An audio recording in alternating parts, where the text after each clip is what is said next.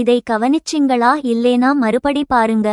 அதிகாரப்பூர்வமாக வந்த அதிர்ச்சி தகவல். விஜய் அரசியல் கட்சி துவங்கியதில் இருந்தே திமுகவை மட்டுமே கடுமையாக விமர்சனம் செய்து வருகிறார். திமுகவை மட்டுமே தனது எதிரியாக நினைக்கிறார் விஜய். வருகிற 2026 சட்டமன்ற தேர்தலில் திமுகவுக்கும் தவேகவுக்கும் இடையேதான் போட்டி என்றெல்லாம் தொடர்ந்து சொல்லி வருகிறார் விஜய்.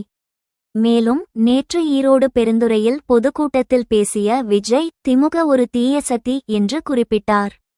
மேலும் தீய சக்திக்கும் தூய சக்தியான தவேகவுக்கும் இடையேதான் தேர்தலில் போட்டி என்றும் பேசியிருந்தார்.